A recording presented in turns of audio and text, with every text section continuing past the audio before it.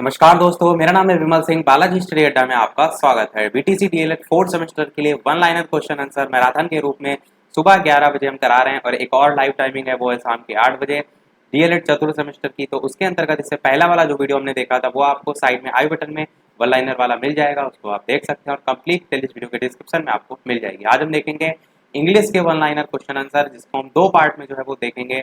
जितने भी यहाँ पर प्रश्न है आधे हम आज के पार्ट में देखेंगे, बाकी आधे जो है वो कल के पार्ट में देखेंगे। तो चलिए शुरू करते हैं। पहला कह रहा है प्रश्न की what are the methods approaches of teaching English. तो आप क्या कहेंगे? There are few methods approaches of teaching English. कौन कौन से? Grammar translation method, direct method, structural approach और कम्युनिकेटिव अप्रोच। यहाँ पर इस प्रकार से दे रखा है, पर मैंने जिस प्रकार से आपको बताया था इंग्लिश की सभी क्लासेस में आपको कंप्लीट कोर्स टॉपिक वाइज करा चुका हूँ। जैसे कि आप शाम 8 बजे डेली देख रहे थे इससे पहले, तो उसमें मैंने जिस प्रकार से सबसे पहली वाली क्लास में डिवीजन बताया था ओल्ड मेथड और न्यू मेथड करके, अगर वैसे आप इसको लिखेंगे तो और ज़्यादा इफेक्ट अच्छा पड़ेगा। बाकी लिख आप इस प्रकार से भी सकते हैं, पर वो ज़्यादा बेहतर तरीका था, तो देख लीजिएगा अगर आपने नहीं देखा है।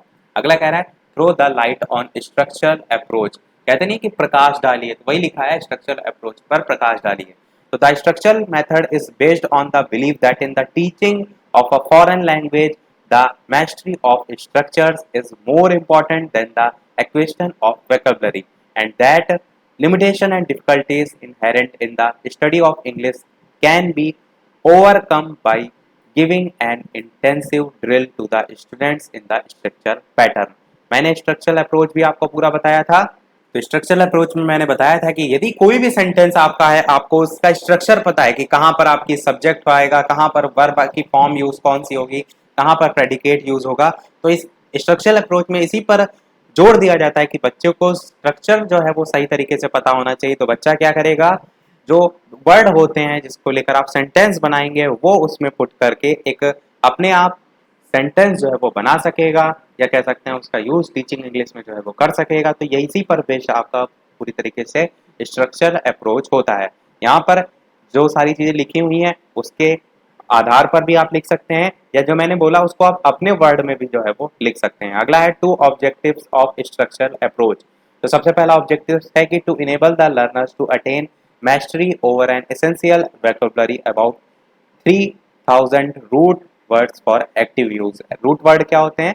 जैसे कि आपका कोई वर्ड बना होता है तो वो भी आपके अलग अलग जो है, यानी कि जो शब्द है उसका भी और छोटा भाग, तो उससे मिलकर बने होते हैं। इसको यूज अधिकतर किस में किया जाता है रूट वर्ड का?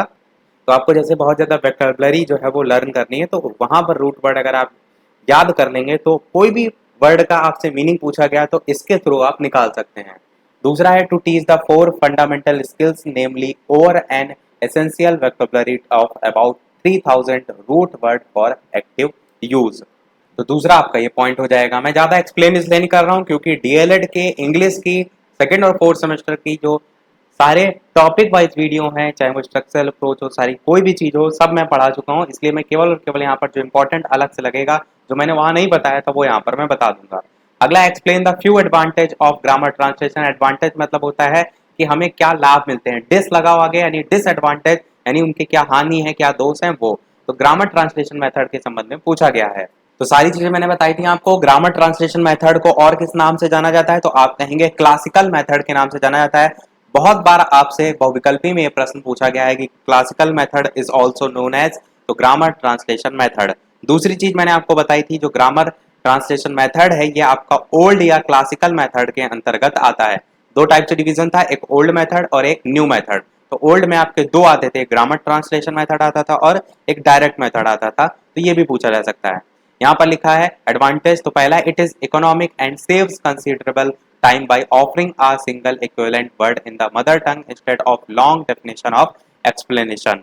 इसमें मैंने आपको बताया था ना कि यूनिट इसकी वर्ड होती है और वर्ड टू वर्ड ट्रांसलेशन होता है। तो वही कह रहा है कि यहाँ पर जो डेफिनेशन पूरी आप पहले समझें उसके बाद उसका एक्सप्लेनेशन करें, उसकी बजाय इंस्टेंट लिखा ना, उसके बजाय क्या होता है यहाँ पर single equivalent word in the mother tongue, अपनी जो मातृभाषा है उसमें आप word to word translation, mother tongue मतलब होता है मातृभाषा, तो उसमें वर्ड टू वर्ड ट्रांसलेशन करके आप जो है वो चीज़ों को पढ़ सकते हैं, सीख सकते हैं। इसी प्रकार it is based on the maxim of learning from known to unknown.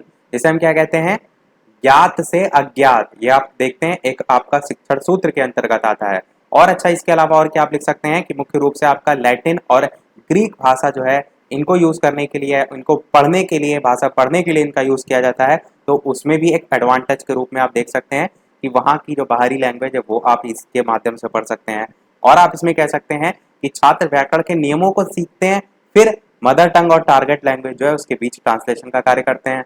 और एक पॉइंट और इसमें लिख सकते हैं, वो मैंने बताया था डिडक्टिव मेथड के संबंध में, जिसे हम क्या कहते हैं, निगमन विधि हिंदी में, जिसमें सबसे पहले किसी भी चीज को आपको पढ़ाना है तो आप सबसे पहले रूल पढ़ाएंगे, उसके बाद उसका एग्जाम्पल जो है वो पढ़ाएंगे जिससे बच्चे को अच्छे से समझ में आएगा। तो ये आपका इसी में आता है। अगला है write the definition of complex sentence with example. तो कॉम्प्लेक्स सेंटेंस क्या होता है? Such a sentence having one main clause at least one subordinate clause is called a complex sentence. ये सारी चीजें मैंने बता रखी हैं आपको, क्या होता है सबऑर्डिनेट क्लॉज, क्या होता है मेन क्लॉज, जाकर उसको देख लीजिएगा। एग्जाम्पल क्या है? जैसे कि ही गोज व्हेन आई कम, तो यहाँ पर टू क्लॉज दे रखी हैं, तो ये आपका कॉम्प्लेक्स सेंटेंस हो जाएगा। इसी प्रकार कंपाउंड भी आगे पूछा गया है, definition of compound sentence with example. तो आप कहेंगे such a sentence having two or more main clauses is called compound sentence. Example जैसे कि he goes and I come, and लग रहा है, ये भी इसकी कंपाउंड की सेंटेंस जो है उसकी पहचान को ही दर्शाता है। यहाँ पर टू क्लॉज हैं, इसीलिए आपका ये यहाँ पर एग्जाम्पल के तौर पर आप लिख सकते हैं। बात करते हैं चलिए अपने अगले प्रश्न की। Write the meaning to commands and request. तो the meaning of command is order and the request is ask respectfully. ये आपका इन दोनों का मीनिंग हो जाएगा। अगला है what do you mean by tense. Tense से आप क्या समझते हैं? तो any of the form of a verb which may be used to show the time of an action, a state or an event can be called a tense. तो इसे आप tense कह सकते हैं। अगला है which the form of verb used in past indefinite tense. तो ये तो आपको चीज रटी होनी चाहिए, कौन सी फॉर्म आपकी यूज होती है पास्ट इंडेफिनिट टेंस में? तो मैंने बताया था second form of verb use होती है पास्ट इंडेफिनिट टेंस में। अगला देखते हैं प्रश्न, which form of verb used in past perfect tense. Tense पर मैंने एक अलग से पूरा वीडियो बना रखा है, उसमें सभी रूल, कौन सी हेल्पिंग वर्ब, कौन सी फॉर्म, सब बता रखा है। तो थर्ड फॉर्म आपकी पास्ट परफेक्ट टेंस में यूज होती है। थर्ड फॉर्म का मतलब कहने का है, जैसे कि ईट की होती ईट एट ईटन, तो ईटन आपकी थर्ड फॉर्म हो जाएगी।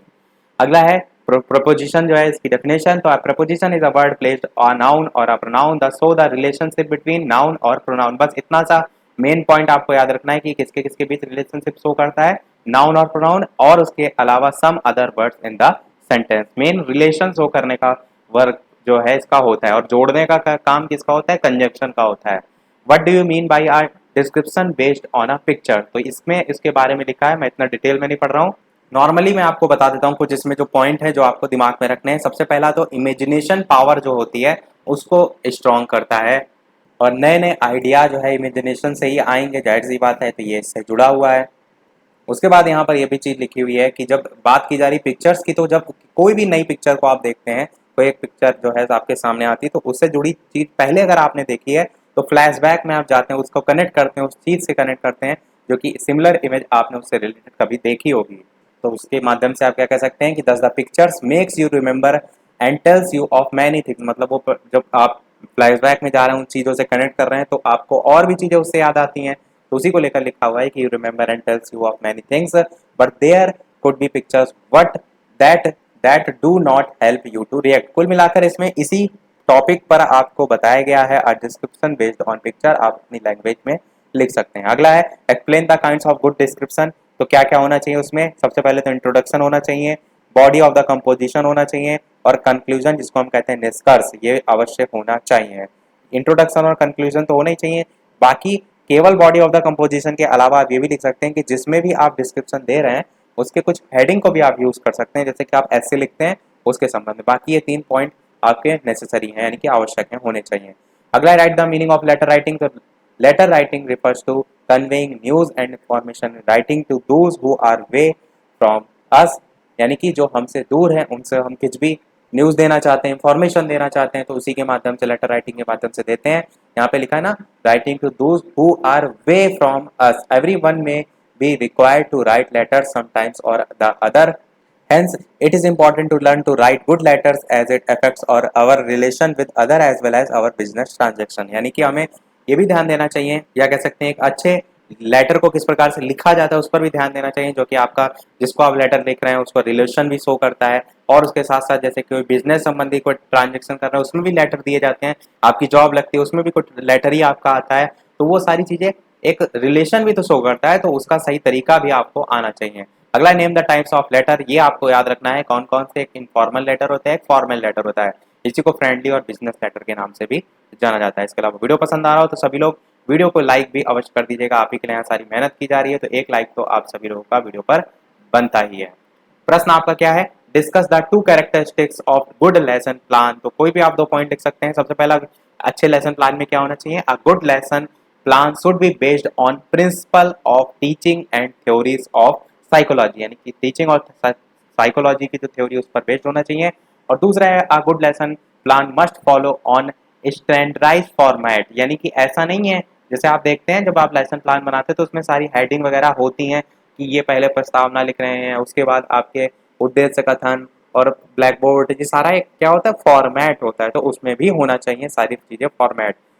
अगला देखते हैं, explain the format of good lesson plan. तो इसमें अलग अलग लिखे हुए हैं कौन कौन से। तो एक हर्बाशियन अप्रोच होता है, मॉरिसन अप्रोच और यूनिट अप्रोच भी होता है, इवेल्युएशन अप्रोच और ब्लूम्स अप्रोच भी होता है, आरसीएम अप्रोच होता है और एनसीईआरटी और इलेक्ट्रिक अप्रोच भी होता है।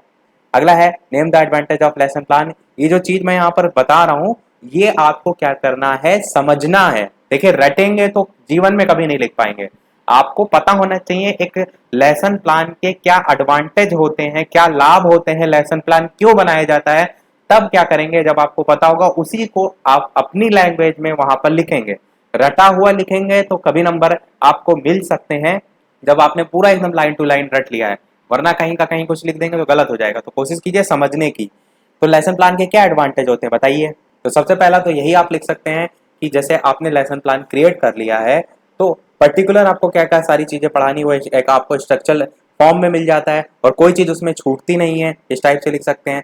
टीचर और ज्यादा जो है वो कॉन्फिडेंट हो जाता है और सेल्फ रिलायंस सक्सेसफुल, यानी कि कहने का मतलब जो चीज वो पढ़ाना चाह रहा है उसका जो एम है उसमें वो अचीव कर लेता है, उसको प्राप्त कर लेता है जो उसका लक्ष्य है। तो इस प्रकार से आप बनाकर कुछ भी लिख सकते हैं, मतलब कहने का जो इस टॉपिक से रिलेटेड है वो आप अपने शब्दों में लिख सकते हैं। अगला है, combine the following sentence into compound sentence. यहाँ से आपका असली खेल शुरू हुआ है।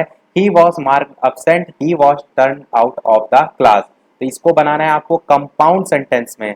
आपको पता है कंपाउंड सेंटेंस में एक इंडिपेंडेंट क्लॉज होती है जिसका अपना कंप्लीट थॉट जो है वो होता है। तो आप इसे कैसे बना सकते हैं, he was marked absent as well as turn out of the class. पहला तरीका ये हो सकता है। दूसरा तरीका आपका बनाने का ये हो सकता है कि he was not only marked, मैंने बताया था ना कि नॉट ओनली के साथ बट ऑल्सो आपका आता है, ये सारी चीजें मैंने आपको बता रखी हैं। Not only marked absent but also turn out of the class, तो इसका यूज करके भी आप बना सकते हैं कंपाउंड सेंटेंस। मेन आपको क्या ध्यान देना है, इंडिपेंडेंट क्लॉज होनी चाहिए। सिंपल सेंटेंस में एक इंडिपेंडेंट क्लॉज होती है जिसमें आपका, जिसी को हम प्रिंसिपल क्लॉज या मेन क्लॉज के नाम से जानते हैं, जिसमें सब्जेक्ट और वर्ब सारी चीजें होती हैं। और जो आपका कॉम्प्लेक्स सेंटेंस होता है उसमें आपका इंडिपेंडेंट और डिपेंडेंट दोनों क्लॉज होती हैं। वो डिटेल वाला आप वीडियो देख लीजिएगा। अगला देखते हैं, combine the following sentence into a compound sentence. ऊपर भी कंपाउंड था, यहाँ भी कंपाउंड है। We went to Calcutta last year, we stayed there for 2 days। कि हम जो है कलकत्ता आखिरी साल यानी कि आखिरी बार गए थे, लास्ट ईयर को लेकर के यानी कि पिछले साल गए थे। और we are stay there for 2 days, हम वहां पर 2 साल, दो जो है वो दिन के लिए रुके थे। तो आप इसको बनाएंगे, we went to Calcutta last year and stayed there for 2 days। तो एंड को मैंने पहले ही बताया, एंड हो गया, बट हो गया, ये सब कंपाउंड की पहचान को भी दर्शाते हैं और जोड़ने के लिए भी आप कंपाउंड में इन्हीं का यूज जो है वो करते हैं बेसिक अगर सेंटेंस होता है आपका तो। अगला है, combine the following simple sentence into compound sentence. He is poor, he is honest. तो आप क्या बनाएंगे, he is poor yet he is honest. ये सिंपल सेंटेंस आई थिंक मैंने आपको कराया भी था। देखते हैं, चलिए अब अपना अगला और लास्ट पेज, ये लाइन आप देख पा रहे हैं यहाँ से हमारा लास्ट पेज है और इसके लास्ट प्रश्न हम देखेंगे। उसके बाद हम क्या करेंगे, एक प्रश्न आपसे भी पूछेंगे। प्रश्न आपका क्या है, combine the following sentence into a complex sentence में बनाना है। किसको बनाना है, यू आर अ थीफ को बनाना है। तो आपका क्या बनेगा, it is known to all करके भी लिखा हुआ है। अच्छा, यहाँ पर क्या है, इस सेंटेंस को नीचे लिख दिया है, ये इसी के बाद होगा, इस चीज का ध्यान दीजिए। तो आपका क्या बनेगा, that you are a thief is known to all. तो कॉम्प्लेक्स सेंटेंस के रूप में इस प्रकार से आप बना सकते हैं। Combine the following sentence into a complex sentence, तो आपको इसमें कॉम्प्लेक्स सेंटेंस में बनाना है कि Gandhi ji was shot dead, the news spread all over the country like a wild fire.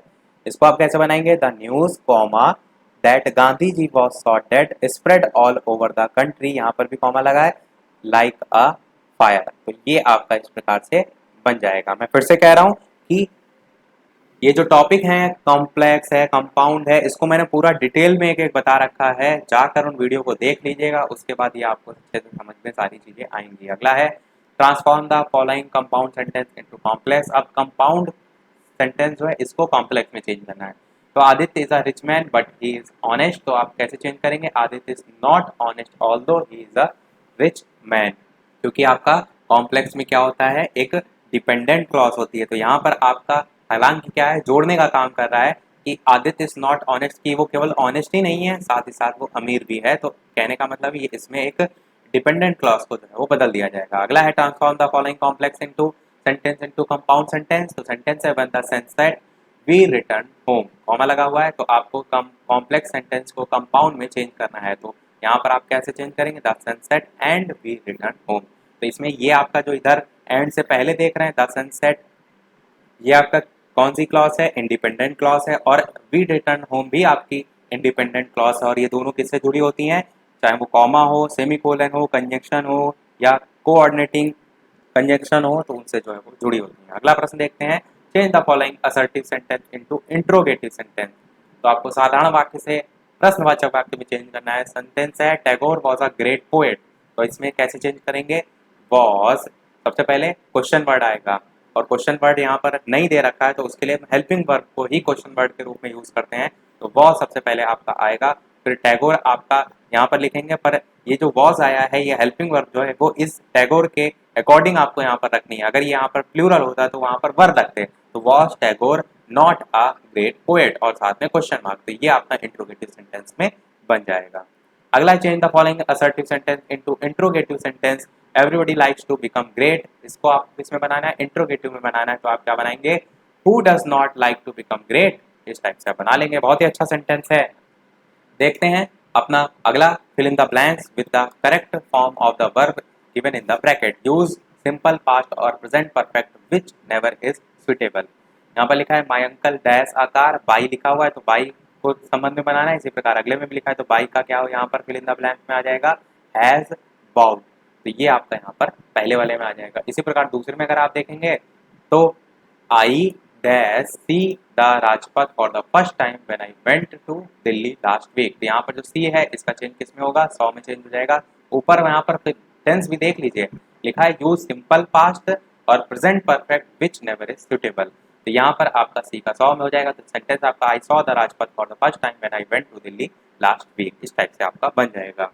इसके लिए क्या जरूरी है, आपको सभी हेल्पिंग वर्ब पता होना चाहिए, उसमें कौन सी फॉर्म यूज की जा रही है, ये सारी चीजें पता होंगी तो ये आसानी से आप कर सकते हैं। तो आज के सारे प्रश्न हमारे समाप्त हुए।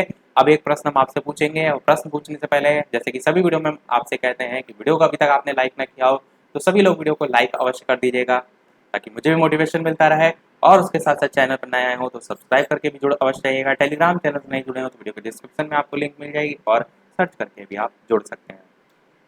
तो ये जो है आपका सेंटेंस है, complete the following sentence using correct article. यहाँ पर आप देख रहे हैं फिल इन द ब्लैंक्स है, virtue is it's on reward, 2019 में पूछा गया था। तो यहाँ पर कौन सा आर्टिकल आएगा, ए आएगा, एन आएगा या द आएगा, तो ये तो आपके पास ऑप्शन है। अपना आंसर वीडियो के मेन कमेंट में टाइप करके बताइएगा, इसका आंसर हम देखेंगे नेक्स्ट वाले पार्ट में। इसी के साथ हमारे आज का पार्ट समाप्त होता है। आज वीडियो में इतना ही। वीडियो पसंद आया हो लाइक अवश्य कीजिएगा, चैनल पर नए हो तो सब्सक्राइब कीजिएगा। मिलते हैं अगले वीडियो में नए टॉपिक के साथ, तब तक नमस्कार, थैंक यू फॉर वॉचिंग।